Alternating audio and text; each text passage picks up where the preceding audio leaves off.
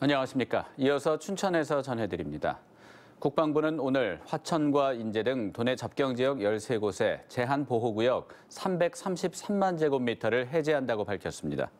보호구역 해제는 19일 관부 개시 이후 유효하고 해제구역의 건축, 개발 등 인허가와 관련해 해당 지자체는 군 당국과 협의할 필요가 없습니다. 철원의 통제보호구역은 제한보호구역으로 변경돼 군과 협의하면 건물 신축 등이 가능하도록 규제가 완화됐습니다. 다만 동해와 영월 등 360만 제곱미터는 제한보호구역으로 새로 지정되지만 부대 울타리 안쪽이어서 주민 불편은 없다고 설명했습니다. 강원도의 군사시설 보호구역이 일부 해제되거나 완화되자 정치권에서 환영의 뜻을 밝혔습니다. 더불어민주당 강원도당은 그동안 강원도 접경지역 부지의 50% 이상이 보호구역으로 묶여 각종 개발 사업에 어려움을 겪었는데 이번 해제와 완화 조치로 지역경제 활성화의 계기가 마련됐다고 밝혔습니다. 국민의힘 한기호 국회의원도 군사시설 보호구역이 주민 거주지역 위주로 해제돼 주민들의 재산권 행사에 도움이 될 것이라고 밝혔습니다. 오늘 춘천과 철원, 원주와 동해 등 도내 5개 시군에서 코로나19 확진 환자 10명이 나왔습니다. 춘천 189번 확진자는 경기도 양평 지역 주민으로 강원대병원에서 진단검사를 받아 춘천 확진 환자로 분류됐습니다.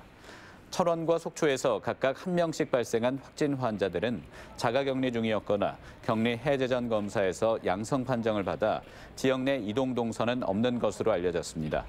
또 동해에서 6명, 원주에서 1명이 코로나19 확진 판정을 받아 도내 전체 누적 확진자는 1,499명으로 늘었습니다. 홍천군이 코로나19 선제적 대응을 위해 오는 18일부터 19일까지 운수 종사자들에 대한 전수검사를 실시한다고 밝혔습니다. 이번 검사는 시내버스 운수 종사자를 비롯해 영업용 택시, 장애인 콜택시, 홍천터미널 종사자 등 300명을 대상으로 군 보건소 선별진료소에서 합니다.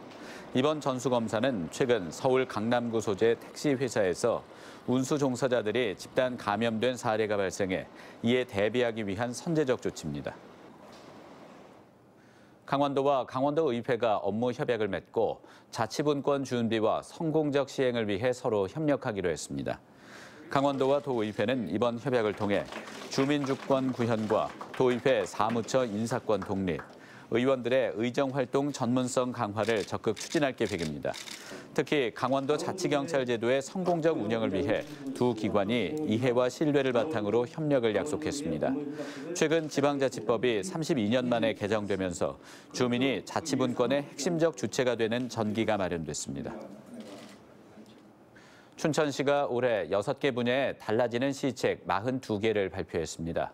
가장 중점을 둔 분야는 장애인 정책으로 춘천시는 장애인 친화 정책을 추진하기 위해 장애 인지적 정책 심의위원회를 운영하고 부서별 사업 추진 시 장애인 복지과와 협의를 거치도록 할 계획입니다. 또 농어업인 수당도 올해 처음 지급되고 임산부 사후관리 서비스 대상 확대, 공공배달의 불러봄내도 다음 달 공식 출범해 운영을 시작합니다. 달라지는 시책이나 제도는 춘천시청 홈페이지에서 확인할 수 있습니다.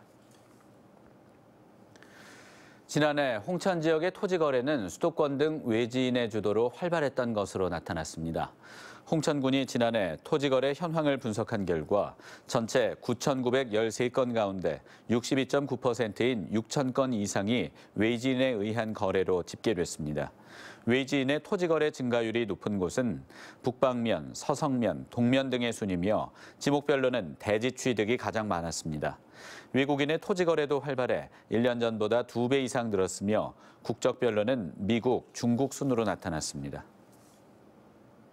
강원도교육청은 혁신학교인 강원행복더하기 학교 운영 평가 결과 학교 구성원들의 만족도가 높게 나왔다고 밝혔습니다. 지난 11월과 12월 48개 강원행복더하기 학교 교직원과 학생, 학부모를 대상으로 실시한 이번 평가는 자율적이고 민주적인 학교, 창의 공감 교육, 학생 중심 문화 형성, 전문적 학습 공동체 구축 등 6개 영역에 걸쳐 이루어졌습니다. 지금까지 춘천에서 전해드렸습니다.